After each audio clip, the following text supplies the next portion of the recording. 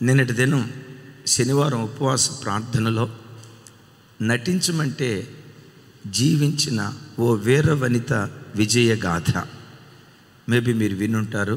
వినకపోతే తప్పకుండా వినండి, ఆశీర్వదించబడతారు. నటించమంటే ఆ తల్లి ఏం చేసింది? జీవించింది, విజయాన్ని సాధించింది. ఏం జరిగింది? శనివారం చెప్పిన విషయాలు నేను చెప్పను, కానీ జ్ఞాపకం చేస్తాను.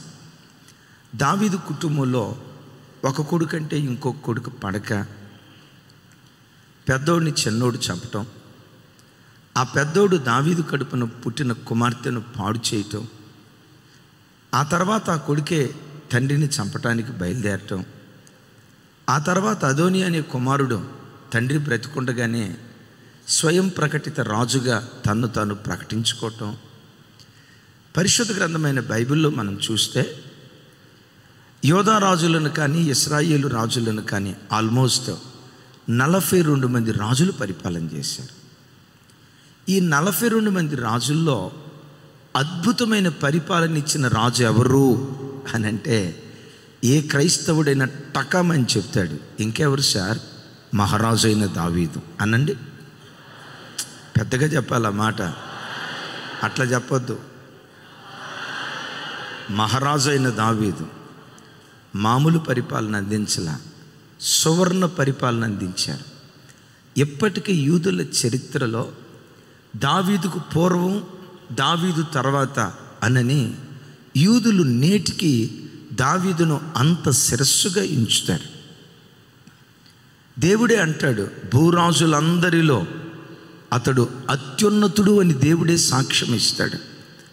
ఒకంత బాధాకరమైన సంగతి ఏంటంటే రాజ్యాన్ని బాగుగా పరిపాలన చేయగలిగాడు, కానీ తన చిన్న కుటుంబాన్ని పరిపాలన చేసే విషయంలో దావీదు ఒకంత ఓడిపోయాడు అని చెప్పక తప్పదు. నా మాట అర్థమవుతుందా?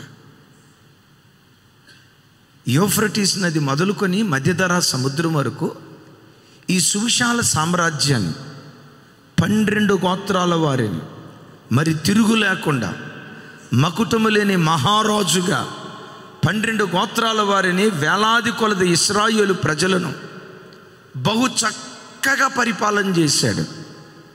దేవుడే చివరిలో యెహెజ్కేలు గ్రంథంలో చెప్తాడు, దావీదు లాంటి మంచి కాపరిని నేను మీకు నియమిస్తా, పచ్చిక బయల్లో మిమ్మల్ని పరుండ చేస్తా. దావీదు లాంటి ఆ మంచి కాపరి ఎవరయ్యంటే సాక్షాత్తు మన ఆరాధ్య దైవం ప్రభు అయిన యేసుక్రీస్తు వారు. అంటే దావీదు యొక్క పాలనను దేవుడు దేనితో పోల్చాడు తెలుసా? సాక్షాత్తు యేసుక్రీస్తు వారి పాలనతో పోల్చాడు. కానీ బాధ ఏంటంటే రాజ్యాన్ని ఎంత అద్భుతంగా పరిపాలన చేయగలిగిన రాజు తన చిన్న కుటుంబాన్ని పాలించే విషయంలో ఓడిపోయాడు అని చెప్పక తప్పదు. మీ తండ్రిగా, మీ అన్నగా మిమ్మల్ని అడుగుతున్నాను, ఉద్యోగం చక్కగా నడిపించుకుంటున్నావు, సంతోషం. వ్యాపారం బాగా జరిగిస్తున్నావు అన్న సంతోషం. సంఘంలో కూడా నీకు మంచి పేరు ఉంది, సంతోషం. సంఘాన్ని కూడా చక్కగా నడిపించే కృప దేవుడు నీకు అనుగ్రహించాడు, అది కూడా సంతోషం. వీటన్నిటి విషయంలో విజయం సాధించిన నీ జీవితంలో, నీ కుటుంబాన్ని కట్టుకునే విషయంలో, నీ పిల్లల్ని పెంచుకునే విషయంలో, నీ పిల్లలను దైవికంగా పెంచే ఆ క్రమంలో విజేతగా ఉన్నట్లుగా నీకు అనిపిస్తుందా? ఓ తల్లిగా నేను ఎక్కడో ఓడిపోయా, నా పిల్లల్ని పెంచాల్సిన రీతిలో నేను పెంచలేదేమో అన్నట్లుగా నీ మనస్సాక్షి ఎక్కడైనా నీ మీద నేరారోపణ చేస్తుందా? రాజ్యాన్ని అద్భుతంగా పరిపాలన చేసిన రాజు తన చిన్న కుటుంబాన్ని పరిపాలన చేయలేకపోయాడు. ఆ మధ్య ఒక బాధాకరం మనకు పాఠాన్ని నేర్పే సంగతి. 100 మంది అద్భుతంగా వ్యాపారాన్ని కొనసాగించి శిథిలాలలో నుండి శిఖరాల మీదకి వెళ్ళిన 100 మంది వ్యాపారవేత్తల మీద స్టడీ చేశారు. ఎంతమంది? ఓ రకంగా వారు ప్రపంచ దేశాలలో అగ్రగామి వ్యాపారం చేస్తున్న వాళ్ళు, చోటామోటా వ్యాపారస్తులు కాదు. అగైన్ చెప్తున్నాను, వాళ్ళ బిజినెస్ లక్షల కోట్ల టర్నోవర్. ప్రపంచ దేశాల్లో అత్యంత గొప్ప ధనవంతులు, ప్రపంచ దేశాల్లో అత్యంత గొప్ప వ్యాపారవేత్తలు ఎవరు అని అంటే టకామని ఆ 100 మంది పేర్లు చెప్తారు. వాళ్ళ పూర్వపు చరిత్ర చెప్పమంటారా? తినటానికి తిండి లేని, రెక్కాడినా కూడా డొక్కాడని కడు పేద స్థితిలో నుంచి వచ్చిన వాళ్ళు. ఒక్క మాటలో చెప్పాలంటే శిథిలాలలో నుండి వాళ్ళు లేవనెత్తబడి శిఖరాల మీద కూర్చోబెట్టబడ్డారు. ఇంత అద్భుతంగా వ్యాపారాన్ని విజయవంతంగా కొనసాగిస్తున్న ఆ వ్యాపారవేత్తల వ్యక్తిగత జీవితాలకు తొంగి చూసి వ్యాపార సామ్రాజ్యాన్ని ప్రపంచ దేశాలకు విస్తరింపజేశారే, వీళ్ళ కుటుంబాలు ఎలా ఉన్నాయి, వీళ్ళ పిల్లలు ఎలా ఉన్నారు, వాళ్ళ వ్యక్తిగత జీవితాలకు తొంగి చూస్తే గుండెలు బ్రద్దలు చేసే సంగతి ఏంటో తెలుసా? ఆ 100 మందిలో సక్సెస్ఫుల్ పేరెంటింగ్ చేసిన వ్యక్తులు జస్ట్ 10% అన్నట్టు. రిమైనింగ్ 90% వారిలో కొంతమంది డైవర్స్ అయిన వాళ్ళు, భార్యాభర్తల మధ్యలో వివాదాలు వచ్చి ఓ కొడుకు త్రాగుపోతాయో, ఇంకో కొడుకు తిరిగిపోతాయో. మీకు తెలిసి ఉండొచ్చు, ఈ మధ్య న్యూస్ పేపర్లో ఒక భయంకరమైన వార్త హల్చల్ అయింది. హైదరాబాద్లో పేరుగాంచిన ఒక గొప్ప హాస్పిటల్, ఆ తల్లికి హైదరాబాదే కాదు, తెలంగాణ ఆంధ్ర ప్రాంతంలో ఆ తల్లికున్న పేరు ఎంత అంత కాదు, అంత గొప్ప పేరు సంపాదించిన ఆ తల్లి కడుపును పుట్టిన కుమార్తె, ఆమె కూడా డాక్టరే కానీ మాదక ద్రవ్యాలకు అలవాటు పడిపోయి డ్రగ్స్ తీసుకొని, గంజాయి తీసుకొని ఆ మధ్య న్యూస్ పేపర్లో హల్చల్ అయి తల్లి ఎంత గొప్ప పేరు సంపాదించిందో కుమార్తె ద్వారా ఆ పేరంతా పోయే పరిస్థితి వచ్చింది.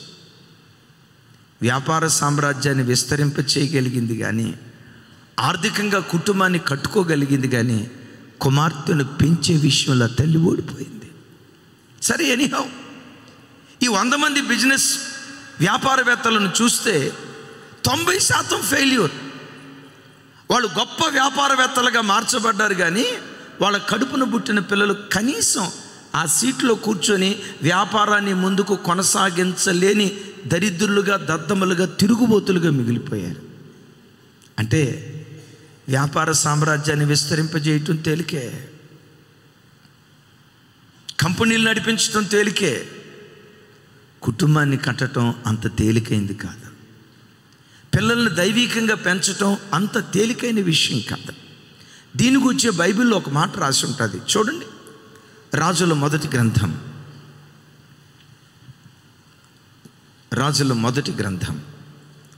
6వ అధ్యాయం 38వ వచనం, అలాగే 7వ అధ్యాయం 1వ వచనం.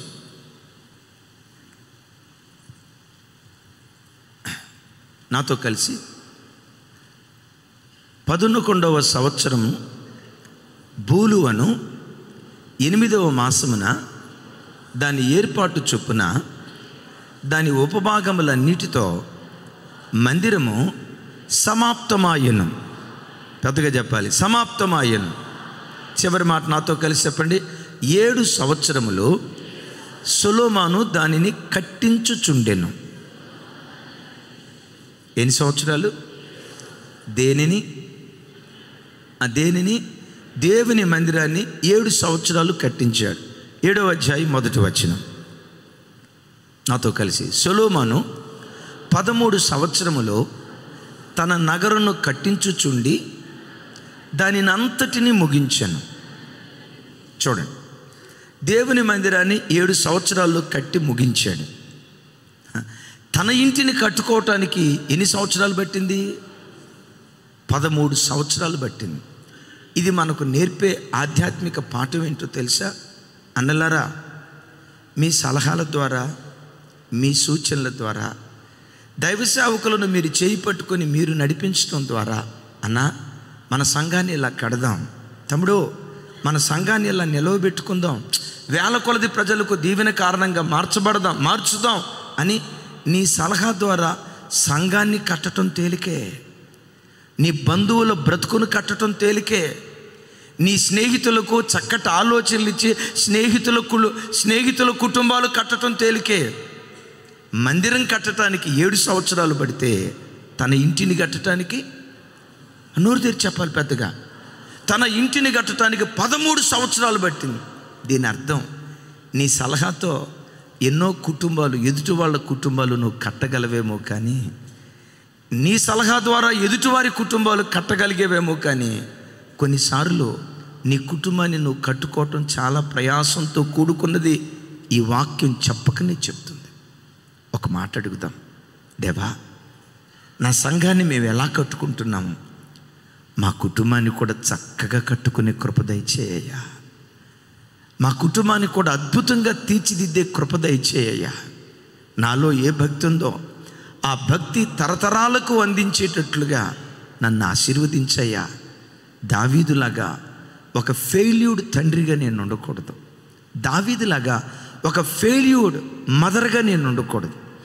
దావీదు ఇక్కడ ఫెయిల్ అవటానికి, దావీదే కాదు, లోకంలో ఏ తల్లి తండ్రి అయినా ఫెయిల్ అవటానికి 3 కారణాలు చెప్తాను. నంబర్ 1, దావీదు మంచిగా ఉన్నంతకాలం దావీదు పిల్లలు మంచిగానే ఉన్నారు. 11వ అధ్యాయం 2వ సమూయేలు గ్రంథంలో దావీదు తప్పుటడిగేశాడు. మాదిరికరంగా ఉండాల్సిన తండ్రి మాదిరి తప్పి దారి తప్పి ప్రవర్తించడాన్ని బట్టి పిల్లలు కూడా దారి తప్పిపోయారు. తల్లిదండ్రులారా, మీరు అలా ఉన్నారు అని నేను అనుకోను.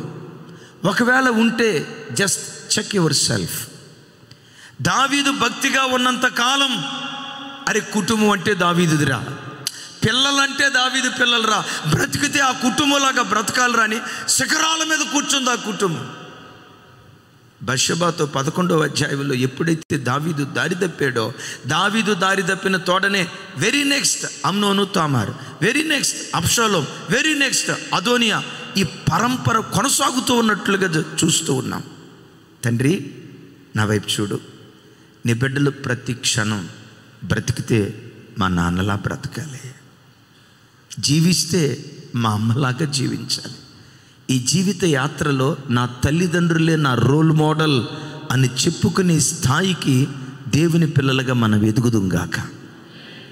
రెండవది, దావీదు ఫెయిల్ అవటానికి రెండవ కారణం మేబీ ఇప్పుడు రాజ్యము, రాజులు, దేవుడు, దేవుని మందిరం, రాజ్యము, రాజులు, ప్రజలు, పాలన, దేవుడు, దేవుని మందిరం, వీటన్నిటి విషయంలో బాగా సమయాన్ని వెచ్చించేవాడు. కానీ తన పిల్లలకు, తన కుటుంబానికి మేబీ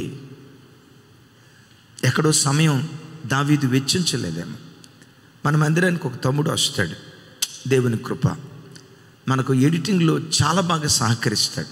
మంచి భక్తి కలిగిన బిడ్డ, మంచి యవ్వన వయసులో ప్రభు చేత పట్టబడ్డాడు. అఫ్కోర్స్ ప్రతి వ్యక్తిలో చిన్న చిన్న లోపాలు ఉంటాయి, నేను దాని గురించి మాట్లాడను.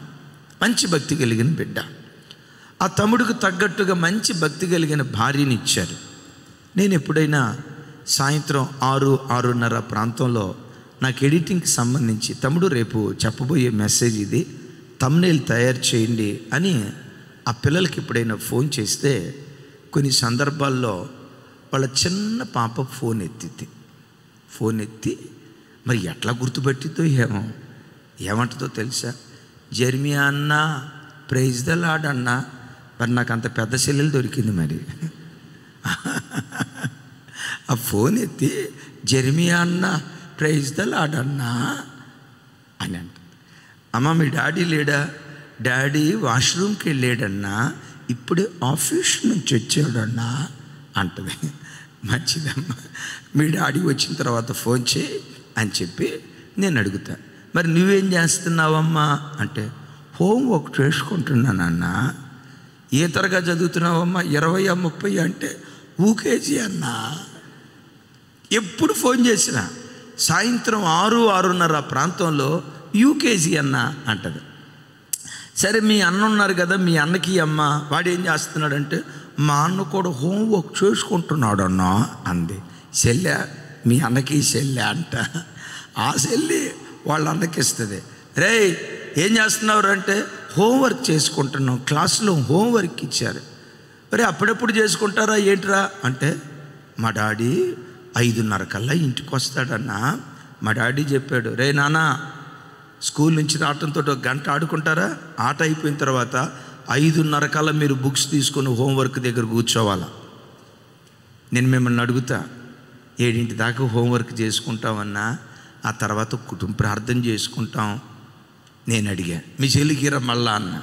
వాళ్ళ చెల్లి తీసుకుంది. ఏంటి జెర్మియా అన్నా అంది.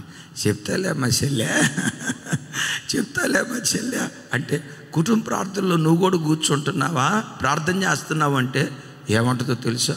సోతక్క కొరకు ప్రార్థన చేస్తానన్నా. సోతక్క, ఈ కొత్త పేరు ఎవరిదామంటే అదే సోతక్క. సోతక్క సోతక్క కొరకు ప్రార్థన చేస్తున్నాను. అమ్మా, నాకు ఆ మాట వినటంతో ఎంత అద్భుతమైన తండ్రి. పిల్లలను కూర్చోబెట్టి, రే నాన్న లెక్కలు ఏం చేసావు, మార్క్స్ ఎన్ని వచ్చినాయి, ప్రోగ్రెస్ కార్డ్. కొన్నిసార్లు పని ఒత్తిడిలో, డబ్బు సంపాదన అనే ముసుగులో, ఉద్యోగ వ్యాపారాలు అనే ముసుగులో, కొన్ని సందర్భాల్లో మందిరము, దేవుడు, చర్చి అవసరమే. అయితే ఎట్ దట్ సేమ్ టైం మందిరాన్ని పట్టించుకున్నట్లుగా, ఉద్యోగాన్ని పట్టించుకున్నట్లుగా, పిల్లలకు చక్కటి భవిష్యత్తునిచ్చినట్లుగా వాళ్ళ గ్రౌండ్ లెవెల్ నుంచి వాళ్ళ మీద ఫోకస్ పెట్టేవారిగా ఉండాలి. ఎందుకో చెప్పమంటారా? రేపటి నీ ఆశాజ్యోతులు నీ పిల్లలే, నీ పిల్లలే. అన్నా నేను ఈ రెండిట్లో కరెక్ట్గానే ఉన్నా, మరి ఎందుకు కొన్నిసార్లు పిల్లలు దారి తప్పిపోయారు? లోకపు ప్రభావం ఉందే. నీ పెంపకం మంచిదే, ప్రార్థించావు, ఏడ్చావు, దేవుని సన్నిధిలో కన్నీళ్లు కార్చావు. వీటన్నిటి విషయంలో నీ మీద నేరారోపణ చేయడానికి అవకాశం లేదు. ఈవెందో కొన్ని సందర్భాల్లో పిల్లలు చెడిపోతున్నారు. ఎందుకంటే ప్రపంచం అంత భయంకరంగా ఉన్నది కనుక. కలవరపడకు, నీ పెంపకం సరైందే. ఓ మాదిరికరమైన ప్రవర్తనతో నీవు బ్రతుకుతూ నీ పిల్లలకు మాదిరి చూపిస్తే ఏ నాటికైనా నీ పిల్లలు నిశ్చయంగా నీ వంటి వారిగా మార్చబడతారు. ఏ నాటికైనా నీ మీద ఉన్న ఆత్మ నీ పిల్లలను దర్శిస్తుంది. నీ మీద ఉన్న కన్నీటి ఆత్మే కావచ్చు, దేవుడంటే తహతహలాడే ఆ దైవికమైన మనసే కావచ్చు, దేవుని మందిరాన్ని ప్రేమించే పద్ధతే కావచ్చు, ఏ నాటికైనా నీ మీద ఉన్న ఆత్మ నిశ్చయంగా నీ పిల్లలను దర్శించునుగాక. నేను ఈ మాట ఖచ్చితంగా నమ్ముతా. మీరు నమ్ముతారో లేదో నాకు తెలియదు. ఏంటంటే వేరు పరిశుద్ధమైతే కొమ్మలు పరిశుద్ధములే. ఎంతమంది నమ్ముతారు ఈ మాట? నువ్వు నమ్మితే ఎంత, నమ్మకపోతే ఎంత, అది వాక్యం.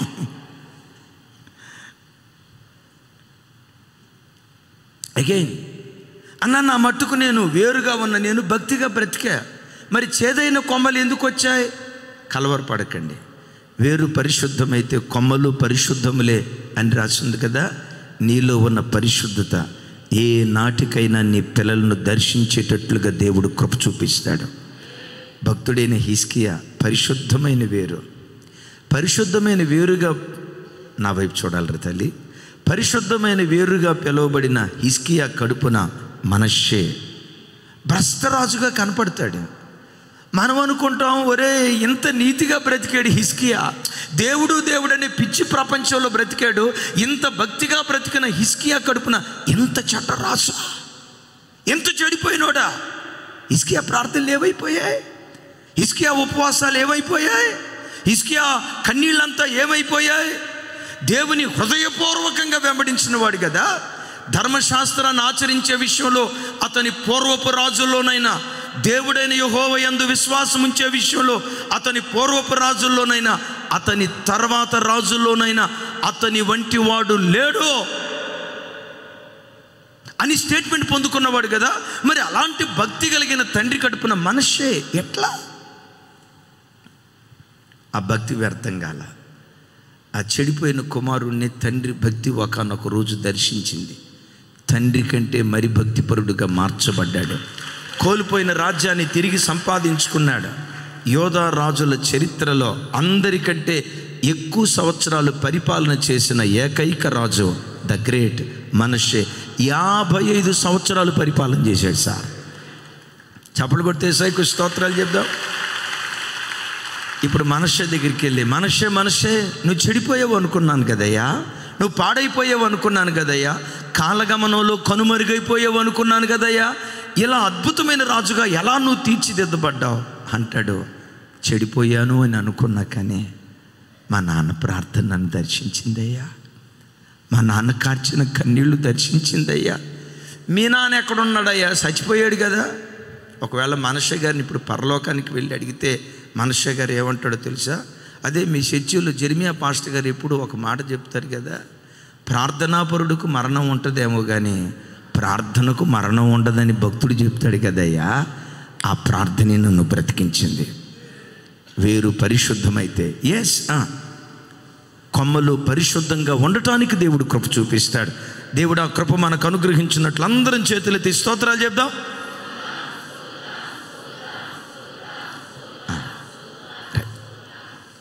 ఇప్పుడు తండ్రికి కొడుకు మధ్యలో వివాదం. నటించమంటే జీవించి విజయాన్ని సాధించిన వీర వనిత విజయ గాథ వినండి. దావీదుకి అబ్షాలోంకి మధ్యలో వివాదం ఉంటే వివాదంతో విడిపోవటానికి సిద్ధంగా ఒకళ్ళనొకళ్ళను చంపుకుందాం అని సిద్ధపడిన బద్ధ శత్రువుగా బ్రతుకుతున్న అబ్షాలోమును దావీదును కలపటానికి ఈ తల్లి సంధానకర్తగా మధ్యవర్తిగా ప్రవర్తిస్తుంది. బిడ్డలారా, జీవితంలో ఒకటి నేర్చుకోండి. ఏ అత్తాకోడళ్ళ మధ్య మనస్మర్థలు ఉన్నాయని నీకు తెలిస్తే 100కి 100 రూపాయలు వాళ్ళని కలపటానికి ప్రయత్నించే, వాళ్ళ మనస్సులు విరగొట్టడానికి ఒక్క చిన్న చేదైన మాట కూడా నీ నోట రాకూడదు. సంఘంలో దైవ సేవకులకి విశ్వాసులకు ఎక్కడైనా మనస్మర్థ ఉన్నట్లుగా నీకు అనిపిస్తే, విశ్వాసులకు మధ్యలో ఎక్కడైనా మనస్మర్థలు ఉన్నట్లుగా నీకు అనిపిస్తే సాధ్యమైనంత వరకు సమాధానపరచడానికి నువ్వు ప్రయత్నించే. నీ వల్ల కాలేదా? Keep quiet. ఎందుకు సమాధానపరచడానికి ప్రయత్నం చేయాలో తెలుసా? 2 విలువైన మాటలు చెప్తాను. సమాధానపరుచువారు ధన్యులు, వారు దేవుని కుమారులు అనబడుదురు. ఒకసారి పెద్దగా చెప్పండి. మీరందరూ తెలుగు వాళ్ళే కదమ్మా. తెలుగులో మనం చిన్నప్పుడు చదువుకునేటప్పుడు ప్రతి పదానికి వ్యతిరేక పదం మనం చిన్నప్పుడు చదువుకున్నాం. మంచి వ్యతిరేక పదం ఏంటి? చేదు వ్యతిరేక పదం ఏంటి? ఇది అడగాల, ఇది చిన్నప్పటి నుంచి తెలిసిందే కదా. సరే, ఇప్పుడు చెప్పిన మాటకు పూర్తిగా వ్యతిరేక పదం చెప్పండి. సరే, మనం అనుకున్న పదం ఒకవేళ మీరు మర్చిపోయారేమో, ఇప్పుడు గుర్తు చేస్తా. సమాధానపరుచువారు ధన్యులు, వారు దేవుని కుమారులు అనబడుదురు. దీనికి క్వైట్ ఆపోజిట్ పదం చెప్పండి. అసమాధానపరుచువారు ధన్యులా, నిన్ను సిలువే చంపిన పాపం లేదు. చూడండి ఏంటంట, అసమాధానపరుచువారు ధన్యులా. తమ్ముడా కృష్ణ, నువ్వు చెప్పు. పెద్దగా చెప్తాముడా. మూర్ఖులు, రైమింగ్ రావాలా? అది రైమింగ్. సమాధానపరుచువారు ధన్యులు, వారు దేవుని కుమారులు అనబడతారు. దాని ఆపోజిట్ వేడేంటంటే అసమాధానపరుచువాడు దరిద్రుడు, ఇంకా చెప్పాలంటే దౌర్భాగ్యుడు, వాడు సైతానుగాడి కుమారుడు అనబడును అంటాడు. ఎప్పటికీ అన్నిటికీ మనం దేవుని కుమారులుగానే బ్రతుకుతాం గాక. నేనంట, వన్స్ దేవుని కుమారులు అయితే ఆ తండ్రి కలిగిన యావత్తుకు మన వారసులుగా మార్చబడతాం. ఎవరు వారసులు అవుతారు? ఒకసారి నా వైపు చూడండి. మీలో చాలామంది మంచి స్థితిమంతులు, ఆస్తిపరులు, డబ్బులు సంపాదించిన వాళ్ళు, లక్షలు సంపాదించిన వాళ్ళు దేవుడు మిమ్మల్ని ఆశీర్వదించాడు. భవిష్యత్తులో ఇంకా దేవుడు మిమ్మల్ని ఆశీర్వదించును గాక.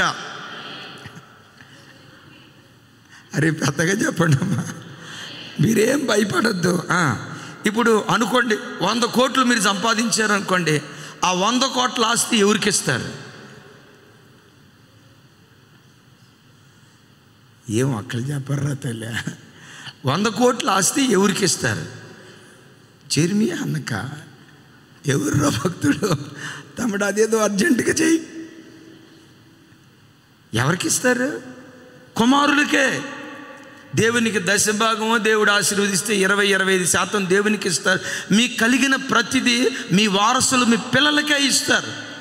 దేవునికి చెందింది ఏదైతే ఉందో ప్రతి దానికి నువ్వు హక్కుదారురాలుగా మార్చబడినట్లుగా నువ్వు బ్రతికే చోట సమాధానాన్ని కలుగు చేయుదువుగాక. తల్లి కూతుర్ల మధ్య సమాధానం, భార్యాభర్తల మధ్య సమాధానం, అత్తాకోడల మధ్య సమాధానం, తోటి విశ్వాసుల మధ్య సమాధానం, విశ్వాసులకు సేవకుల మధ్య సమాధానం, సేవకులకు సేవకులకు మధ్యలో ఎవరు సమాధానపరిచే పరిచర్య చేస్తారో వారు సాక్షాత్తు దేవుని కుమారులుగా పిలువబడతారు. ఇంకొక మాట కీర్తనలు రాసి ఉంటాయి, చూడండి ఆ మాట. కీర్తనల గ్రంథం 37వ కీర్తన 37వ వచనం. 37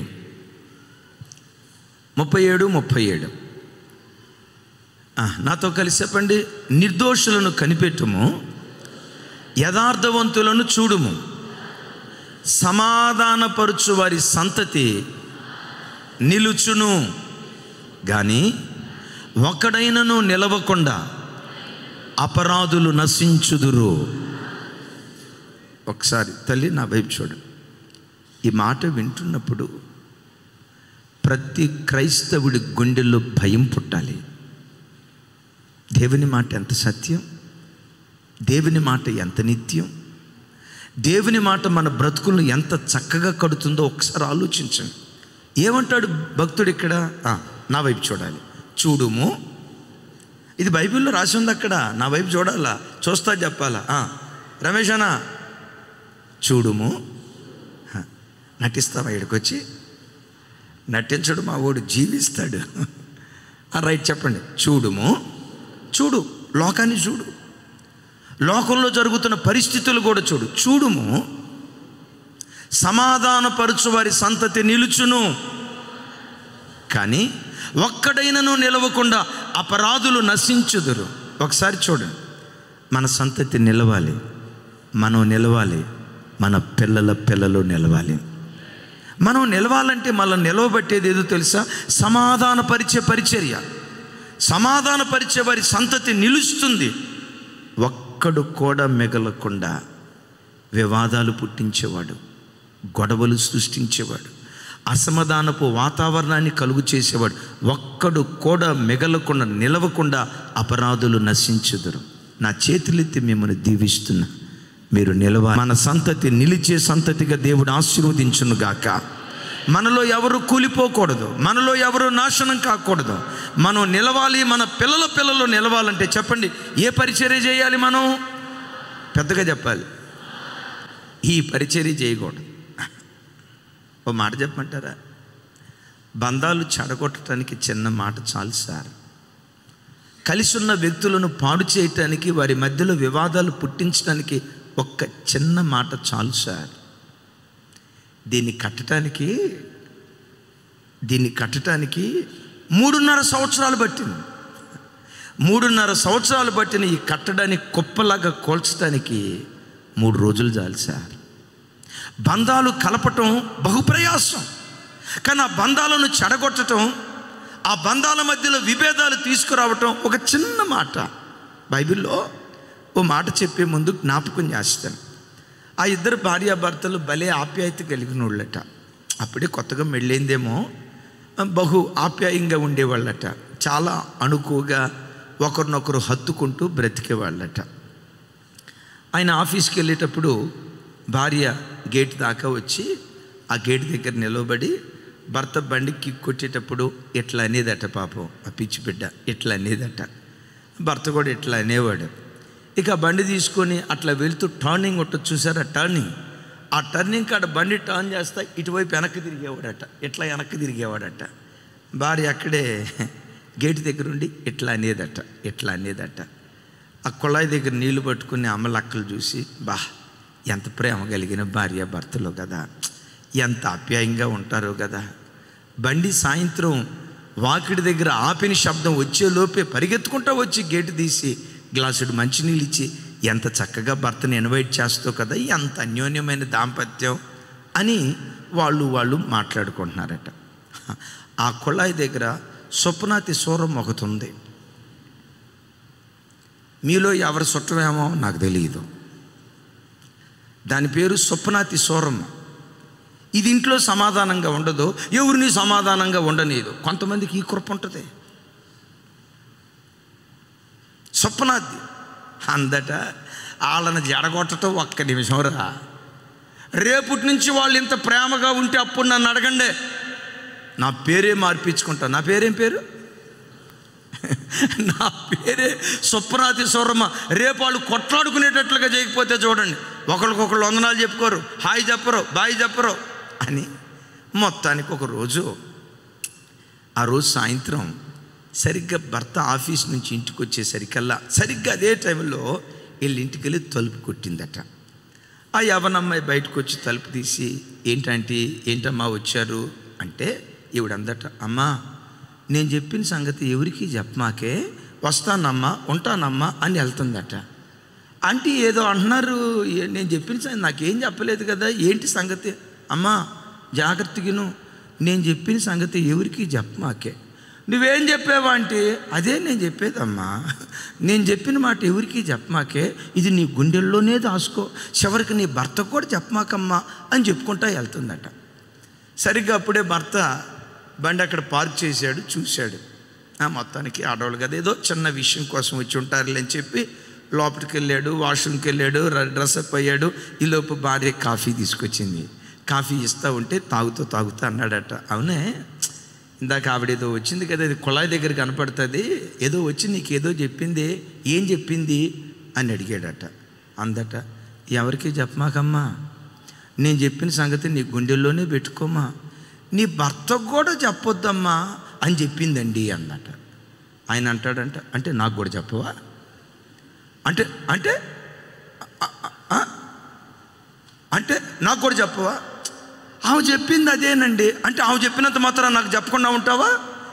ఈ రోజు నుంచే గడగడ వణుకుతూ ఉంటే నేను నమ్మేను అనుకున్నావా? నా లోపల నీ మీద డౌట్ ఉంది. నీ వినయమే నక్క వినయవా? నీ వినయవే నక్క వినయవే నాకు తెలియదు. ఏం చెప్పిందో చెప్తావా లేదా? అదేనండి ఆమె ఏం చెప్పిందంటే, ఎవరికి చెప్పమాకమ్మా, నీ గుండెల్లోనే పెట్టుకోమ్మా, నీ భర్తకు అసలు చెప్పమాక అంటే నాకు కూడా చెప్పవా? ఆమె చెప్పింది అదే అంటే నాకు కూడా చెప్పవా? ఆ రాత్రి 63 కాస్త 36 అయిపోయింది అనండి. 6 గీయండి ఒకసారి, 6 3 63 కాస్త ఏమైపోయినాయి? 36 అయిపోయింది. ఇక తెల్లారింది. స్వప్నాతి సూరం వచ్చింది. ఎక్కడికే? ఇంట్లో కాదు, కుళాయి దగ్గరికి. అమలక్కర పెందెలు తీసుకొని వచ్చారు. అంటదట, చూడండి ఈరోజు వాళ్ళ భార్య వచ్చి గేటు దగ్గరకు వస్తుందేమో చూడండి, ఒకవేళ వచ్చిన వాళ్ళ భర్త ఆ అమ్మాయి వైపు చూస్తే ఒట్టు తప్పకుండా చూస్తాడు వాళ్ళ భర్త, వెళ్తా ఇట్లా అంటాడు అని అంటే, అట్లా కనుక చేస్తే నా పేరు సూరం ఎందుకు అవుతుంది? చూడండి ఏం చేశాను. భర్త స్కూటర్ తీసుకొని బయటకు వచ్చాడు. సరిగ్గా అప్పుడు కూడా భార్య వచ్చింది. భార్య వచ్చి భర్త వైపు ఇట్టా అందట. అనేలోపు మా ఓడి సూపులు చూశాడట. ఉరివిని చూస్తే ఆపే ఈ నక్క వేషాలే వద్దని చెప్పేది, నక్కవే నేను చూపిస్తావే అని తుర్రుమని స్కూటర్ తీసుకొని వెళ్తున్నాడట. ఈ అమ్మాయి ఆ టర్నింగ్కి వెళ్ళేటప్పుడు భర్త ఇట్లా అందట. వాడు అక్కడికి వెళ్ళి, సాయంత్రం వచ్చిన తర్వాత నీ పని చెప్పకపోతే నన్ను అడుగు అన్నాడట. స్వప్నాతి సూరం ఉందే. బంధాలు చెడగొట్టడం క్షణం, బాంధవ్యాలు పాడు చేయటం క్షణం. సామెతల్లో ఎగైన్ అండ్ ఎగైన్ ఒక మాట రిపీటెడ్గా ఉంది. ఏంటో తెలుసా? కొండెగాడి మాటలు రుచిగల భోజ్యములు, అవి కడుపులోకి దిగుతాయి. ఎగైన్ అండ్ ఎగైన్ సామెతల్లో 2 చోట్ల రాయబడి ఉంది. కొండెగాడి మాటలు, ఒకసారి చెప్పండి, కొండెగాడి మాటలు. స్వరమెత్తండ్రా తల్లి, నాకు వినపడలా. మీరు పెద్దగా చెప్తే లైవ్లో ఏ దేశంలో నుంచి వింటున్నారో ఆ దేశానికి వినపడాలి, ఫోన్ లేకుండా. రైట్? ఇప్పుడు చెప్పండి. కొండెగాడి మాటలు ఎట్లా ఉంటాయట? రుచిగల భోజ్యములు. అంటే దాని అర్థం ఏంటో తెలుసా? కొండెగాడి మాటలు ప్యారడైజ్ బిర్యానీ లాగుంటాయి, బవాచీ బిర్యానీ లాగుంటాయి, వాటన్నిటినీ తలదనేటట్లుగా అక్కుండిన బిర్యానీ లాగుంటాయి, మటన్ బిర్యానీ లాగుంటాయి, పీతల బిర్యానీ లాగుంటాయి, చైనావాడి కప్పల బిర్యానీ లాగుంటాయి, పాముల బిర్యానీ లాగుంటాయి. అసలు టేస్టియస్ట్ ఫుడ్ ఎలా ఉంటుందో కొండెగాడి మాటలు అట్లా ఉంటాయి. ఒకసారి నా వైపు చూడండి. ఎవరి మాటలో? ఎవరైనా మీ దగ్గరికి వచ్చి సిస్టరో మీ తోటి కోడలు మిమ్మల్ని గూర్చి ఏమందో తెలుసా అని లోపు ఏమంది సిస్టరో? చెవులు చాట చెవులు కాకపోతే నన్ను అడగండి, చెవులు ఏనుగు చెవులు కాకపోతే నన్ను అడగండి. నేను అంత ఆసక్తి, అంత క్యూరియాసిటీ వాక్యం చెప్పేటప్పుడు వింటే ప్రజల బ్రతుకులు ఎంత బాగుంటాయో కదా. మీ అత్త ఏమందో తెలుసా అనే లోపే ఆ ముసలిది అంటదని నాకు తెలుసు అని అంటది. యువతల మనిషికి నాలాంటి మంచోళ్ళు అయితే, నాలాంటి మంచోళ్ళు సమాధానంగా ఐక్యపరిచేవాళ్ళు అయితే, లేదమ్మా మీ అత్త ఏమందంటే నా కోడలు నన్ను కూతురు కంటే ఎక్కువ చూసుకుంటుందమ్మా అని చెప్పిందని చెప్పేవాడిని. ఈ మనిషి ఏమంటుందో తెలుసా? మీ అత్త ఏమందో తెలుసా నీ లోపు నాకు తెలుసు మా అత్త అంటదని. కొండెగాడి మాటలు ప్రజలకు ఎట్లా ఉంటాయి? రుచిగల భోజములు అవి ఎక్కడికి దిగుతాయట? వినపడలేదండి. ఎక్కడ? మరి ఆ కడుపు ఎక్కడుందో నన్ను అడగొద్దు, సొలొమోను గారిని అడగండి. ఏ కడుపులోకి దిగుతాయట? లో కడుపులోకి దిగుతాయి. సరే, సాయంత్రం అయింది, స్వప్నాతి సూరం వచ్చింది. ఎక్కడికి? నీళ్లు పట్టుకోవడానికి కుళాయి దగ్గరికి కాదు, సరిగ్గా భర్త వచ్చే టైంకల్లా తలుపు కొట్టింది. ఈ అమ్మాయి విని పరిగెత్తుకుంటా బయటకు వచ్చి తలుపు తీసింది. ఈ సూరమ్మ కనపడింది. కనపడటంతో వెంటనే ఆంటీ నేనేదో ఎవరికి చెప్పమాకి అన్నావే, ఏంటి సంగతి, ఏంటి ఆ విషయం చెప్పు. అమ్మా నేను చెప్పే జాగ్రత్తగిను. ఈవిడ అంటుందంట, ఎవరు? సూరమ్మ. అమ్మా నేను చెప్పే జాగ్రత్తగినమ్మా, నేను చెప్పిన సంగతి ఎవరికి చెప్పమాకే, నీ గుండెల్లోనే పెట్టుకోమ్మా, నీ భర్తకు అస్సలు. అదే ఆంటీ ఏంటది? నేను చెప్పేది అదేనమ్మా, నీ గుండెల్లోనే పెట్టుకోమ్మా, మీ ఆయనకి చెప్పమాకే, మీ ఆయన వచ్చే టైం అవుతుంది, అదిగో స్కూటర్ శబ్దం వస్తుంది, వస్తా అని వెళ్ళిపోతుందట. సరిగ్గా అప్పుడు భర్త వచ్చాడు. ఈరోజు కూడా వచ్చింది అన్నట్టు. అంటే నాకు తెలియకుండా లోపటేదో గూడు అనండి. అరే ఖాళీ పూర్తి చేయాలమ్మా, నాకు తెలియకుండా లోపటేదో గూడు పూట అని జరుగుతున్నట్టుంది అని చెప్పి ఆడు స్కూటర్ స్టాండ్ కూడా వేయకుండా అట్లా స్కూటర్ అట్లా ప్రక్కన పెట్టి ఈ సూరం అట్లా వెళ్ళటంతో డైరెక్ట్గా ఇంట్లోకి వెళ్ళి ఏం చెప్పింది చెప్తావా లేదా? చెప్తానండి. ఆమె ఏం చెప్పిందో చెప్తానండి, ఏనండి కూర్చోబెట్టింది. ఏం చెప్పింది చెప్పు. ఎవరికి చెప్పమాకమ్మా, నేను చెప్పిన సంగతి నీ గుండెల్లోనే పెట్టుకోమ్మా, నీ భర్తకు అసలు చెప్పమాకమ్మా అని చెప్పిందండి. అంటే నాకు చెప్పవే, నాకు చెప్పవా? ఎవరు నేను? నీ భర్తనే, నాకు చెప్పవా? మూడో ప్రపంచ యుద్ధం స్టార్ట్ అయింది. ఒక్కసారి యుద్ధం స్టార్ట్ అయిందంటే ప్రాణం పోకన్నా జరగాలి, ప్రభు రాకడన్నా జరగాలి. చిన్న మాట చూడు అమ్మ, చూడు ప్రపంచాన్ని చూడు, సమాధానపరిచే వారి సంతతి నిలుస్తుంది, ప్రజలను ఐక్యపరిచే వాళ్ళ సంతతి. వివాదాలలో విడిపోయిన భార్యాభర్తలను, అత్తాకోడలను, అన్నదమ్ములను, సంఘబిడ్డలను ఎవరు కలుపుతారో సమాధానపరిచేవాడు, వాడి సంతతి తరతరాలు నిలవటానికి దేవుడు కృప చూపిస్తాడు. గుంటూరు భాషలో చెప్పాలంటే సొల్లజుండులాగా ఇక్కడ మాట అక్కడ చెప్పి, అక్కడ మాట ఎక్కడ చెప్పి వివాదాలు పుట్టిస్తారే వాడు నాశనమైపోతాడట. నాశనం వాడితో కాదు, వాడి పిల్లలను ఆవరిస్తుంది అంటాడు. ఒక్క మాట అడుగుతారా? నా వైపు చూసి, దేవా నా వైపు చూసి చేతులు ఎత్తండి. దేవా ఈ చేతులు కలిపే చేతులుగా ఉండాలి, విడిపోయిన సంసారాలను ఐక్యపరిచే చేతులుగా ఉండాలి, విడిపోయిన బంధాలను కలిపే చేతులుగా ఉండాలి. నీవు నిలవాలి, నీ పిల్లలు నిలుచుదురుగాక. ఆ కృప దేవుడు మనందరికీ దయచేయనట్లు చప్పలు కొడుతూ దేవునికి స్తోత్రాలు చెప్తూ రైట్. సమాధానపరచడానికి తల్లి మారు వేషం వేసుకొని దావీదు దగ్గరకు వచ్చి ఒక మాట మాట్లాడుతుంది. చూడండి, సమూయేలు 2వ గ్రంథం 14వ అధ్యాయం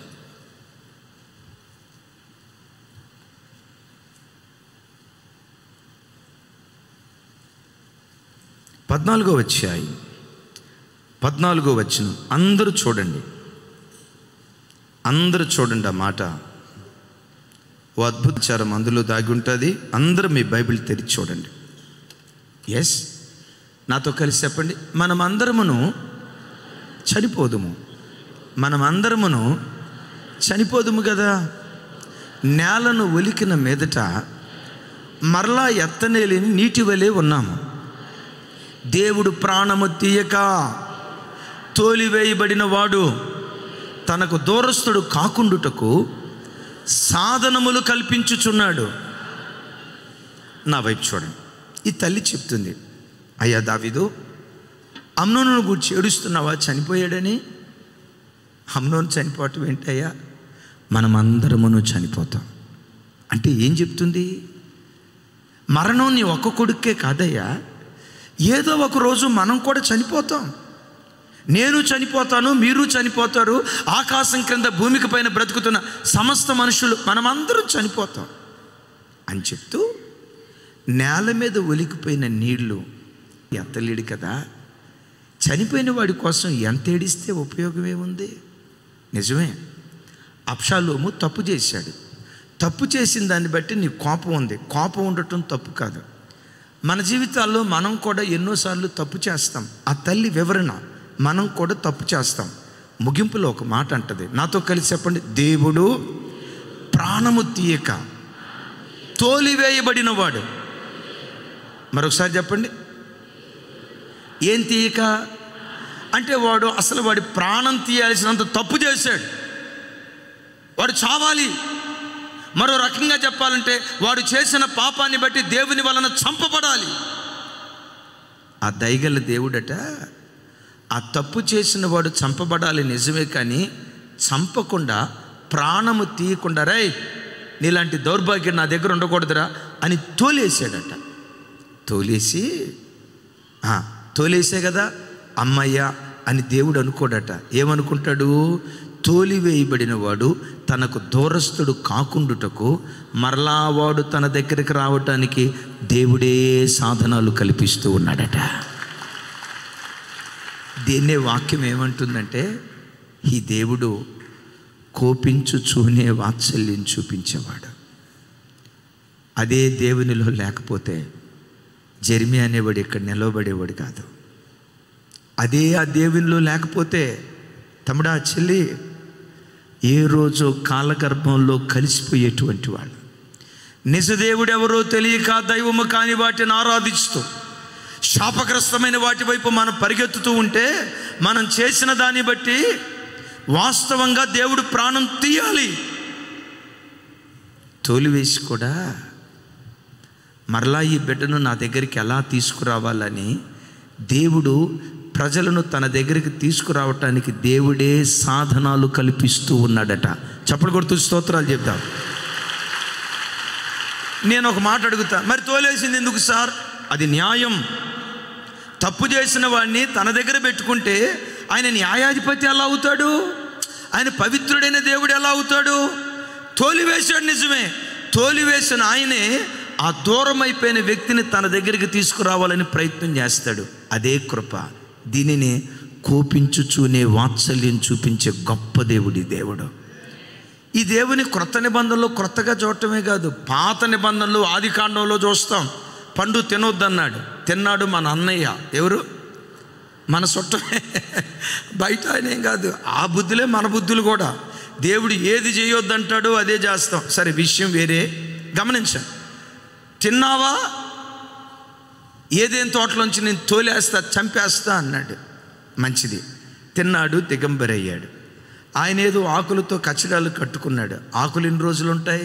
2 రోజులు 3 రోజులు, తర్వాత ఎండిపోతాయి. దేవుడు ఏదేం తోటలోకి వచ్చి ఆదామును తోలివేశాడట. ఎక్కడి నుంచి చెప్పాలి? ఎక్కడి నుంచి? ఏదేను తోటలో నుంచి తోలేస్తా చర్మపు చొక్కాయి తొడిగాడట. ఏ చొక్కాయి? ఎక్కడిది చర్మపు చొక్కాయి? ఒక గొర్రెపిల్ల చంపబడింది. ఏదేను తోటలో ఆదాము చేసిన పాపానికి ప్రతిగా చంపబడిన ఆ గొర్రెపిల్లే అనాది నుండి జగదుత్పత్తి మొదలుకొని వధించబడుతున్న ఆ గొర్రెపిల్లే మన ఆరాధ్య దైవం ప్రభువైన యేసుక్రీస్తు. నేను మిమ్మల్ని ఒక మాట అడుగుతాను, అయ్యా ఈ ఆకులతో నేను అల్లాడిపోతున్నాను, 2-3 రోజులకు ఒకసారి మళ్ళీ కచడాలు తయారు చేసుకోవాల్సి వస్తుంది, నాకే తమను ఏదేను తోటలో నుంచి పంపించాడు. కయ్యను హేబేలు. కయ్యను తమ్ముడిని చంపాడు. వెతుక్కుంటా కయ్యను నీ తమ్ముడైనా అంటే దూరమైపోయిన ప్రజలను తనకు సమీపంగా తీసుకురావటానికి రకరకాల సాధనాలను ఆది నుంచి దేవుడు కల్పించాడు. నంబర్ 1, మనస్సాక్షి ద్వారా ప్రజలను తనకు దగ్గరగా తీసుకురావాలనుకున్నాడు. నంబర్ 2, ప్రత్యక్ష గుడారములో ఉన్న బలుల ద్వారా, అర్పణల ద్వారా ప్రజలను తనకు దగ్గరగా తీసుకురావాలనుకున్నాడు. ధర్మశాస్త్రాన్ని ఇచ్చాడు. ధర్మశాస్త్రం ద్వారా దూరమైపోయిన ప్రజలను తనకు దగ్గరగా తీసుకురావాలనుకున్నాడు. ప్రత్యక్ష గుడారములో ప్రతి ఉదయం ప్రతి సాయంత్రం అర్పించే అర్పణ ద్వారా దూరమైపోయిన ప్రజలను తనకు దగ్గరగా తీసుకురావాలనుకున్నాడు. ఎన్ని ప్రయత్నాలు చేసినా దూరమైపోయిన మనుషుడు దూరంగానే బ్రతుకుతున్నాడు. ఈ దూరమైపోయిన ఆదాము సంతతిగా పిలువబడుతున్న సమస్త మానవాళిని తనకు సమీపంగా తీసుకురావటానికే 2000 సంవత్సరాల క్రితం లోకరక్షకుడైన యేసు క్రీస్తు ప్రభు వారిని సాధనంగా పంపించాడు. Praise the Lord. ఇది క్రొత్త నిబంధనలో రాయటం మాత్రమే కాదు, పాత నిబంధనలోనే యెషయా గ్రంథకర్త ప్రవచిస్తాడు. చూడండి ఆ మాట, అద్భుతం. యెషయా గ్రంథం 49వ అధ్యాయం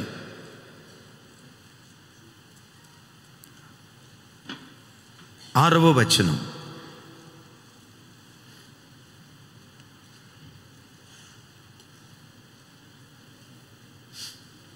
నాతో కలిసి, నీవు యాకోబు గోత్రపు వారిని ఉద్ధరించున్నట్లును ఇశ్రాయేలీలలో తప్పింపబడిన వారిని రప్పించున్నట్లును నా సేవకుడయుండుట ఎంతో స్వల్ప విషయం. భూదిగంతముల వరకు నీవు నేను కలుగు చేయు రక్షణకు సాధనమగుటకై అన్ని జనులకు వెలుగై ఉండునట్లు నిన్ను నేను నియమించి ఉన్నాను. చప్పలు కొడుతూ ప్రభు వారికి స్తోత్రాలు చెప్దాం. ఇది ఎవరిని గూర్చి రాయబడిన ప్రవచన వాక్యం అనుకుంటున్నారు? సాక్షాత్తు యేసు క్రీస్తు వారిని గూర్చి రాయబడిన ప్రవచన వాక్యం. ఏమంటారు? నా కుమారుడా యెషవా, నా కుమారుడా, నువ్వు ఇశ్రాయేలీయులను ఉద్ధరించేవాడివి మాత్రమే కాదు. యేసుక్రీస్తు ఎవరు? ఇశ్రాయేలీల ఉద్ధారకుడు. ఆమెన్. పెద్దగా చెప్దాం ఆమెన్. ఇశ్రాయేలీల ఉద్ధారకుడు, ఉద్ధరించేవాడు అనంటే పడిపోయిన బ్రతుకులను లేవనెత్తి పతాక స్థాయికి తీసుకెళ్లేవాడే ఉద్ధరించేవాడు. చప్పలు కొడుతూ దేవునికి స్తోత్రాలు చెప్తాం. దేవదూతలంతా అనుకున్నారు ఇశ్రాయేలీల పక్షాన రాబోయే మెస్సయ్య ఈయనే. పడిపోయిన యాకోబు వంశాన్ని, పడిపోయిన దావీదు వంశాన్ని ఈయన ఉద్ధరించబోతున్నాడు, ఉద్ధరించేవాడు యేసుక్రీస్తు అని అంటా ఉంటే పరలోకపు తండ్రి అంటాడు, నాన్నా ఇశ్రాయేలీలను ఉద్ధరించే ఉద్ధారకుడుగా ఉండటం నీకు స్వల్ప విషయం. ఒకసారి నా మాట నా వైపు చూసి తక్కమని చెప్పండి. దావీదు ఇశ్రాయేలు వారిని ఉద్ధరించాడా లేదా? యేసుక్రీస్తు వారు కూడా అదే పని చేస్తే దావీదు వంటి వారు అవుతారు కదా. దావీదు యూఫ్రటీస్ నది మొదలుకొని మధ్యధరా సముద్రం వరకు యోధా జనాంగాన్ని ఉద్ధరించాడేమో. లోకరక్షకుడైన యేసుక్రీస్తు యోధా జనాంగాన్ని ఉద్ధరిస్తాడు.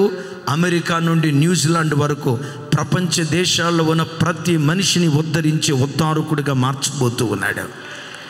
అక్కడ అంటాడు ఇశ్రాయేలీయులను ఉద్ధరించే ఉద్ధారకుడిగా ఉండటం ఎంతో స్వల్ప విషయం. ఒకసారి అనండి మాట, చివరి మాట.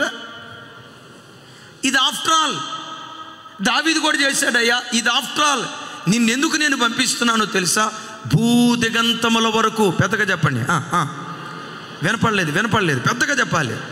భూదిగంతముల వరకు నీవు నేను కలుగు చేయు రక్షణకు సాధనమగుటకై అన్ని జనులకు వెలుగై ఉండునట్లు నిన్ను నేను నియమించి ఉన్నాను. యేసుక్రీస్తు ఇశ్రాయేలీలకు వెలుగు, అన్ని జనులందరికీ వెలుగు, ప్రపంచంలో ఉన్న ప్రజలందరికీ ఆయన వెలుగు.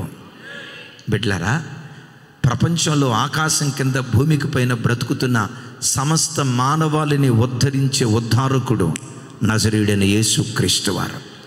ఉద్ధరించటం అని అంటే ఏంటో చెప్పే కదా. ఉద్ధరించడం అంటే పడిపోయిన బ్రతుకులను లేవనెత్తి పతాక స్థాయికి తీసుకెళ్ళటాన్ని ఉద్ధరించటం అని అంటారు. మీరు చాలాసార్లు సిలువ గుర్తు చూసుంటారు. ఒకసారి ఇట్లానండి,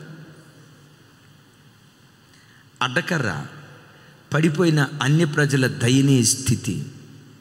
అడ్డకర్ర పడిపోయిన ఇశ్రాయేలు జాతికి గుర్తు. నిలువు కర్ర ఏంటో తెలుసా? ఆ పడిపోయిన సమస్త మానవాళి బ్రతుకును పాపపు ఊబిలో నుండి లేవనెత్తి, అపవిత్రపు ఊబిలో నుండి లేవనెత్తి, చీకటి బ్రతుకుల నుండి లేవనెత్తి, పడిపోయిన బ్రతుకులను నిలవబెట్టేదే యేసుక్రీస్తు సిలువ శక్తి. ఇది లోక ప్రజలకు తెలియక చాలామంది సిలువ అంటంతో వెర్రితనం అని మాట్లాడతారు. అదే అపోస్తలుడైన పౌలు గారు అంటాడు కదా, సిలువను గూర్చిన వార్త నశించిపోతున్న ప్రజలకు అది వెర్రితనమేమో కానీ రక్షించబడుతున్న మనకు అది దేవుని శక్తి అయి ఉన్నది. చప్పలు కొడుతూ స్తోత్రాలు చెప్దాం.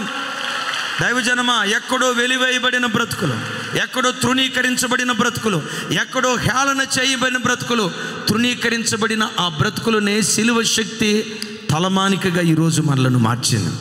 ఎక్కడ వెలివేయబడ్డామో అదే ప్రాంతంలో శిరస్సుగా సిలువ శక్తి మనల్ని నిలవబెట్టింది. యేసయ్యకు మహిమ కలుగును గాక. చప్పలు కొడుతూ ప్రభు వారికి స్తోత్రాలు చెప్దాం. ఇక్కడ వినండి.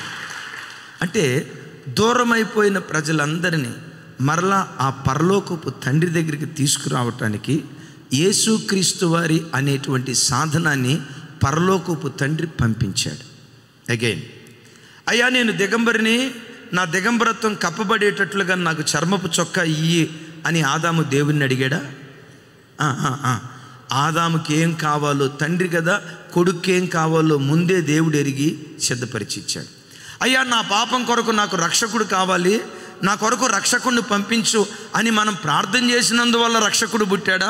మనం పుట్టక మునిపే రక్షకుడిని పంపించాడా? దీన్నే ఏమంటారో తెలుసా? మనం పుట్టక మునిపే సిద్ధపరిచిన రక్షణ. చప్పలు కొడుతూ స్తోత్రాలు చెప్దాం. సో యేసుక్రీస్తు వారు అనేటువంటి సాధనాన్ని లోకానికి పంపించి దూరమైపోయిన ప్రజలందరినీ తనకు సమీపంగా తీసుకొచ్చుకోవాలని ఆయన ఆశపడ్డాడు. అంతటితో ఆపాడా? పరిశుద్ధాత్మ అనే సాధనాన్ని పంపించాడు. తన కుమారుని ప్రశస్తమైన రక్తాన్ని సాధనంగా పంపించాడు. దాన్ని గురించి హెబ్రీ గ్రంథకర్త చక్కటి మాట అంటాడు. చూడండి, హెబ్రీలకు రాసిన పత్రిక 10వ అధ్యాయం విలువైన మాటలు 29వ వచనం. 29వ వచనం నాతో కలిసి, ఇట్లుండగా దేవుని కుమారుని పాదములతో త్రొక్కి తాను పరిశుద్ధపరచబడుటకు సాధనమైన నిబంధన రక్తమును. ఒకసారి నా వైపు చూడండి.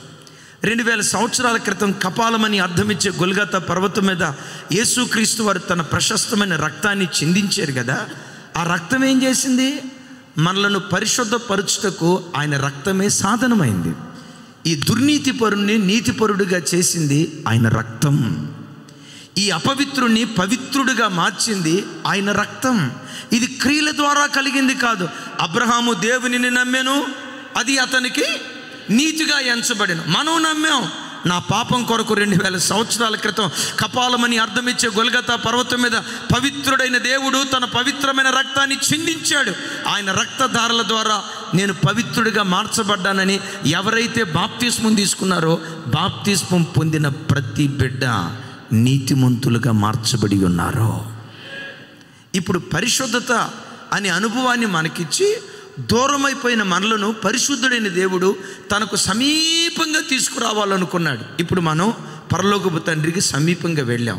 మనలను సమీపస్తులుగా మార్చిన సాధనమేది? ఇక్కడ చూసాం కదా, మనలను సమీపస్తులుగా మార్చిన సాధనమేది? యేసుక్రీస్తు వారి ప్రశస్తమైన రక్తం. అంతటితో ఆపాడా?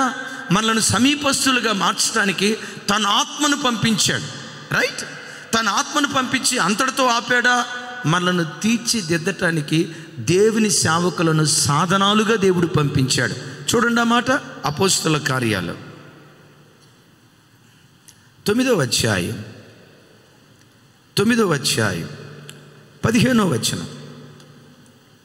9:15 నాతో కలిసి, అందుకు ప్రభువు నీవు వెళ్ళుము, అన్యజనుల ఎదుటను రాజుల ఎదుటను ఇశ్రాయేలీయుల ఎదుటను నా నామమును భరించుటకు ఇతడు నేను ఏర్పరచుకొనిన సాధనమై ఉన్నాడు.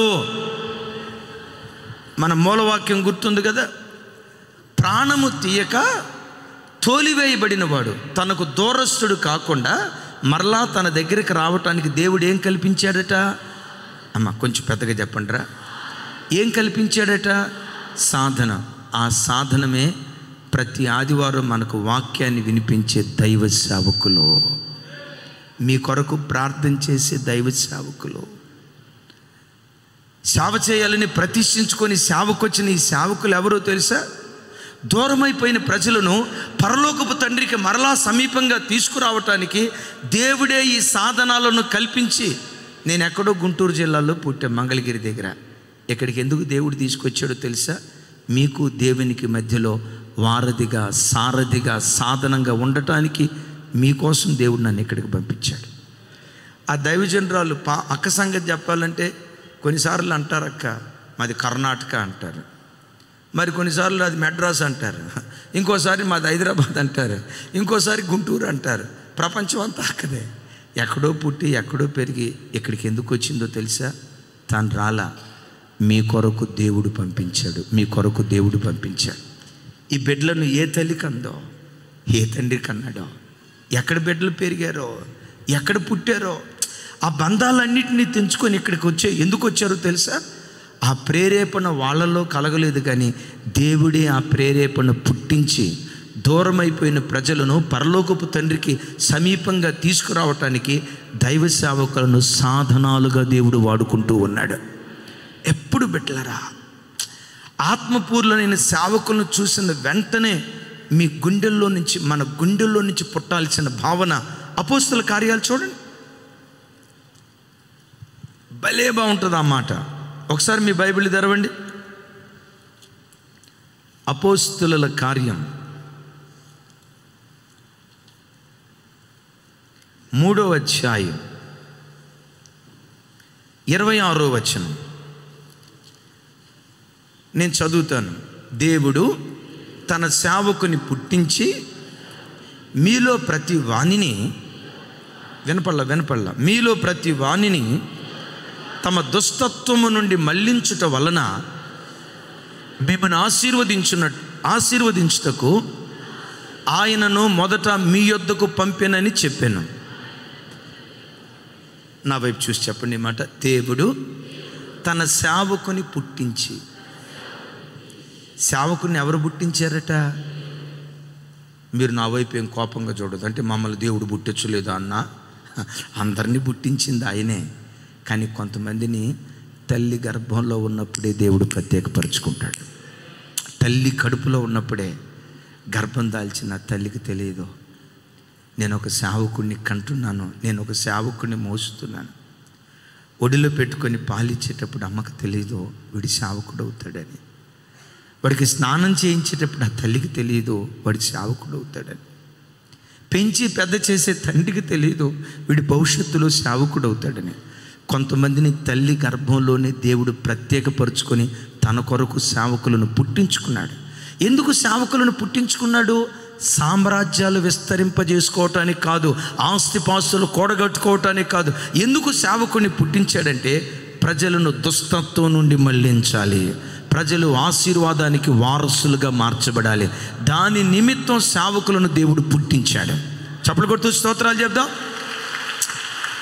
సరే, ఇదంతా కాదు సార్. ఒక్క మాటలో చెప్పాలంటే సేవకుడిని ఎందుకు పుట్టించాడంటే దూరమైపోయిన ప్రజలను మరలా తనకు సమీపంగా తీసుకురావటానికి దేవుడు ఏర్పరిచిన సాధనమే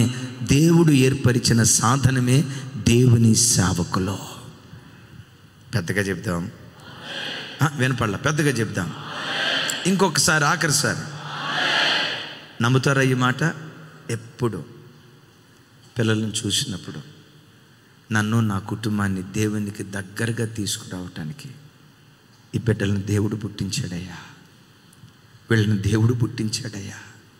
వీళ్ళు తల్లి కడుపులో ఉన్నప్పుడే ప్రత్యేకించబడిన వాళ్ళయ్యా.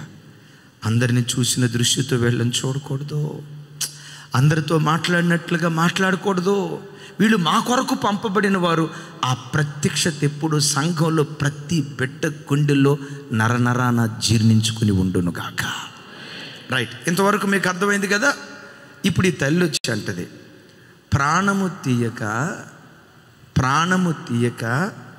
తోలివేసిన వాడు తనకు దూరస్తుడు కాకుండా సమీపస్తుడు అవటానికి సాధనాలు దేవుడే కల్పించాడు. ఈ మాట వినటంతో దావీదు గుండె ఒక నిమిషం ఆగి ఉంటుంది. అందరు నా వైపు చూడాలా. నేను ఇక్కడ ఇట్లా ఆపి చెయ్యి అన్నానంటే నా వైపు చూడాలి. అబ్షాలోము తప్పు చేశాడు, అని చంపుతాను అన్న బాగానే ఉంది. ఇవిడేమందో తెలుసా? ప్రాణము తీయక దేవుని చేత తోలివేయబడినవాడు, ఆయనకు దూరస్తుడు కాకుండా సమీపస్తుడికి చేయటానికి దేవుడు సాధనాలు కల్పించాడు అని అంటంతో దావీదా అవునా కాదా అన్నట్టు అడిగింది. ఆ మాట అంటంతో దావీదు గుండె ఒక నిమిషం ఆగి, అవును కదా, ఆ ప్రాణం తీయబడవలసిన వాడిని నేనే కదా. అసలు నేను చేసిన తప్పును బట్టి దేవుడు నా ప్రాణం తీయాలిగా. తీసాడా? తీయకపోగా చేసిన పాపాన్ని బట్టి తోలేసాడు నిజమే, కానీ మరలా ఆయనకు సమీపంగా రావటానికి సాధనమైన నాతానును దేవుడు పంపించలేదా? ఆ నాతాను అనే సాధనాన్ని పంపించినప్పుడు ఆయన వాక్యముని నేను పశ్చాత్తాపడలేదా? పశ్చాత్తాపం అనేటువంటి సాధనం ద్వారా నేను కోల్పోయిన వైభవాన్ని మరలా తిరిగి పొందుకోలేదా? నా దేవుడు నన్ను క్షమించినప్పుడు నేను అబ్షాలోమును క్షమించకపోవటం ఏంటి? నేను క్షమించబడిన రీతిగా ఈ బిడ్డను కూడా నేను క్షమిస్తాను అని తన కుమారుని చారదీశాడు. చప్పలు కొడుతూ స్తోత్రాలు చెప్తాం. అందుకనే యేసయ్య ఒక మాట అంటాడు, నేను మిమ్మల్ని క్షమించిన ప్రకారం మీరును ఒకరిని ఒకరు ఓ మాటను మిమ్మల్ని అడుగుతా, యథార్థంగా చెప్పండి, నా వైపు చూసి చెప్పండి. మనం దేవుని పట్ల ఎక్కువ తప్పు చేసామా? ఇతరులు మనకు ఎక్కువ తప్పు చేశారా? మనం దేవుని పట్ల ఎక్కువ ద్రోహం చేశామా? ఇతరులు మనకు ఎక్కువ ద్రోహం చేశారా? అన్నయ్య నేనే దేవునికి ఎక్కువ ద్రోహం చేశాను అన్నయ్య, నేను దేవుని దగ్గర చాలా అపనమ్మకస్తురాలను అన్నయ్య, మనుషులు నాకు చేసిన నష్టం కంటే నేనే దేవునికి చాలా నష్టం కలుగు చేశాను, దేవునికి చాలా దుఃఖం కలుగు చేశాను, ఆ వ్యక్తి నేనేనన్నయ్య అనేవాళ్ళు ఎవరైనా ఉంటే యథార్థంగా చేతుల పైకి ఎత్తండి. మీరు ఒక చెయ్యి ఎత్తారేమో, నేనైతే 4 చేతులు ఎత్తుతా, ఉన్నాయి 2 కానీ. ఇక్కడ ఎందుకు నిలవబడ్డాను? క్షమించబడ్డాను గనుక. మరి నేను క్షమించినట్లుగా నా పట్ల ఎవరైనా కీడు చేస్తే నేను వాడిని క్షమించకపోతే దేవుడు నన్ను క్షమించిన ఆ క్షమాపణకు అర్థమేముంది? నన్ను ఎందుకు క్షమించాడో తెలుసా? నీ పట్ల ఎంత ద్రోహం చేసిన వ్యక్తినైనా నీ ప్రభు నిన్ను క్షమించినట్లుగా ప్రతి వారిని క్షమించుకుంటూ వెళ్దుంగాక. చప్పలు కొడుతూ స్తోత్రాలు చెప్దాం. అయితే బాధాకరమైన సంగతి ఏంటంటే, అబ్షాలోము ఆ తండ్రి క్షమాపణను దుర్వినియోగం చేసుకున్నాడు. నాన్న తప్పైపోయింది కదా, ఇక మీదటైనా మంచిగా ఉండు నాన్న చారదీశాడే. ఆ చారదీసిన తండ్రికి బ్రతుకు కాలం అంతా బాంచను, నీకు కృతజ్ఞుడిగా బ్రతుకుతా, నీకెంత కూడా ఆయాసం కలుగు చేయను, నీకు దాసుడిగా బ్రతుకుతా అని ఆ తండ్రి పాదాల మీద పడితే నేను అనుకుంటా, ఏమో సొలొమోను స్థానం అబ్షాలోము దయ్యి ఉండేదేమో. ఒకవేళ కాని పక్షాన చరిత్ర పుటలో ఒక అద్భుతమైన వ్యక్తిగా మిగిలిపోయాడేమో. ఎంత క్షమించి చారదీస్తే ఆ తండ్రి మీదే తిరుగుబాటు చేసి కంచెర గాడిదలను ఎత్తుకొని ఆ తండ్రిని చంపటానికి బయలుదేరాడు. ఏం చేశాడు? ఇక దరిద్రపు కార్యక్రమాలు నేను చెప్పలేదు. తండ్రి ఉపపత్నులతో ఇశ్రాయేలు ప్రజలందరూ చూస్తుండగా యెరూషలేము పురవీధుల్లో మేడగా అవాంఛనీయమైన కార్యక్రమాలు చేశాడు. ఆ తండ్రి ఇచ్చిన క్షమాభిక్ష ఏంటి? ఈ కొడుకు చేసిందేంటి? ఇచ్చిన అవకాశాన్ని చేజార్చుకుంటున్నాడు. బిడ్డలారా, సంఘాలలో కూడా అబ్షాలోములే ఎక్కువ, మా సేవకుల్లో కూడా అబ్షాలోములే ఎక్కువ. దేవుని కృపను, దేవుని క్షమాపణను, దేవుని ప్రేమను దుర్వినియోగం చేసుకునే దుష్ట సంతతే చాలా ఎక్కువ. సరే, ఎంత క్షమించి చారదీసిన తర్వాత ఈయన కృతజ్ఞతగా బ్రతికాడంటే, కృతజ్ఞతగా బ్రతకకపోగా ఆ తండ్రిని చంపటానికి సైన్యంతో బయలుదేరాడు. కొడుకును చంపగలడు ఆఫ్టర్ ఆల్, కానీ కొడుకును చంపాడు సింహాసనం కొరకని. ఆ చెడ్డ పేరు మూటగట్టుకోవాలని నీతి కలిగిన తండ్రి కొడుకుని ఎలా చంపుతానని పారిపోయాడు. పారిపోతున్న తండ్రిని చంపటానికి బయలుదేరాడు. కంచెర గాడిద మీద ఎక్కి. జరిగింది ఏంటో తెలుసా? ఏ జుట్టును బట్టి రోజు అతిశయపడేవాడో, ఏ అందాన్ని బట్టి పొంగిపోయేవాడో, ఏ సౌందర్యాన్ని బట్టి పొంగిపోయేవాడో, ఆ జుట్టే వాని మరణానికి కారణమైంది. ఆ జుట్టులోనే తన మరణ శాసనం దాగుంది అన్న సంగతి అతనికి తెలియలేకపోయింది. అలా వస్తుండగా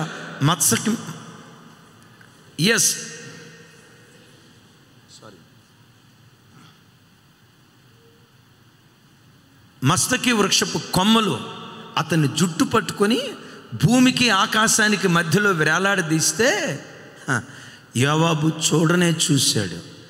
గుండెలు చీల్చేటట్లుగా బాణాన్ని వదిలాడు. అక్కడికక్కడే చచ్చాడు. ఎట్లా సమాధి చేయబడ్డాడో ఎవ్వడికి ఎప్పటికీ తెలియదు. నా పిల్లలరా, మీ అన్నగా చెప్తున్నా, మీ తండ్రిగా చెప్తున్నా, దేవుడు మనకిచ్చిన అవకాశాలు కాపాడుకోగలిగితే ఎంత చెడ్డోడికైనా అవకాశం ఇస్తాడు. కయ్యను, నీ తమ్ముడైన హేబేలు ఎక్కడా? ఎందుకు కయ్యనుతో ఆ ప్రేమ కలిగిన మాట అన్నాడు? కయ్యను తమ్ముడిని చంపిన సంగతి దేవునికి తెలియదా? తమ్ముడు రక్తం నేలలో నుంచి మొరపెట్టలేదా? ఆ దృశ్యాన్ని దేవుడు కనులారా చూడలేదా? మరి చూసి ఏమి ఎరగనట్లుగా కయ్యను, నీ తమ్ముడైన హేబేలు ఎక్కడా అని ఎందుకు అడిగాడు? ఆ మాట అంటంతో నా తమ్ముడిని పొట్టను పెట్టుకున్న నరరూప రాక్షసుని నేనయ్యా, బుద్ధి గడ్డి తిని ఈ పనికి మాలిన పని చేశానయ్యా అని ఒకవేళ పశ్చాత్తాపడితే కయ్యను కూడా చారదీద్దామని మనసున్న మహాదేవుడు ఆ స్థలానికి దిగొచ్చాడు. నేను ఎప్పుడు చెప్తా కదా, కొడుకు చేసిన తప్పును బట్టి చేయిపో దుర్మార్గుడా, నా కడుపుని చెడబుట్టావు, నువ్వు సచ్చినా పాలురా, నీలాంటి వాడు నా కడుపుని చెడబుట్టాడురా, నువ్వు చస్తే మంచిదిరా అని ఒకవేళ తండ్రి అంటాడేమో, తల్లి అంటాదేమో. నా దేవుడు ఎప్పుడు వీడు చస్తే బాగుండు అనుకోడు. ఆయన ఏమంటాడు తెలుసా? వీడు మారితే బాగుండు, వీడు బ్రతుకు మార్చుకొని నా దగ్గరికి వస్తే బాగుండు, మరో అవకాశం ఇస్తానని నువ్వు ఎంత చెడిపోయిన వాడివైనా నీ మార్పు కోసం పదే అవకాశాలు ఇస్తాడు. బిడ్డలారా, అబ్షాలోములాగా అవకాశాలు చేజార్చుకునేవాళ్ళు కోకొల్లలో, అవకాశాన్ని సద్వినియోగం చేసుకుని ప్రపంచాన్ని తలకిందులుగా మార్చే పౌలు లాంటి వ్యక్తులు కొద్దిమందే. దోషకుణ్ణి, హింసకుణ్ణి, హానికరుణ్ణి. అయినా దమస్కు గుమ్మం దగ్గర దేవుడు నన్ను దర్శించాడు. నన్ను దర్శించిన కృపను నేను చేజార్చుకోలేదు. ఏనాడైతే ఆ కృప నన్ను దర్శించిందో, పాపులలో ప్రధానిగా బ్రతికిన నేను ఇప్పుడు పరిశుద్ధులలో మొట్టమొదటి వాడిగా నేను మార్చబడిపోయా. ముగిస్తున్నా. నువ్వు మారతావని చాలా సంవత్సరాల నుంచి దేవుడు నీకు అవకాశం ఇచ్చాడు. ఇంకా పాప బ్రతుకుతావా? ఇంకా దేవునికి ఆయాసకరమైన జీవితమే జీవిస్తావా? ఒకసారి ప్రభు వైపు చేతులెత్తి, ఈ వాక్యం వింటుండగా ఇప్పుడే నీ దగ్గరకు వస్తానయ్యా, నీకు నాకు మధ్యలో ఆటంకంగా ఉన్న ప్రతి అపవిత్రత విడిచిపెడతానయ్యా, నువ్వు నాకు కావాలి యేసయ్యా, నీ కొరకు నేను బ్రతుకుతాను యేసయ్యా అని దేవుని కొరకు సమర్పించుకో. కృప కాదు, కృప వెంబడి కృప నీ తల మీద దేవుడు కుమ్మరించడం ప్రారంభిస్తాడు. దూరమైపోయిన నిన్ను తనకు సమీపంగా చేసుకోవటానికి ఈ వర్తమానాన్ని సాధనంగా దేవుడు పంపించాడు. ఇది నమ్ము.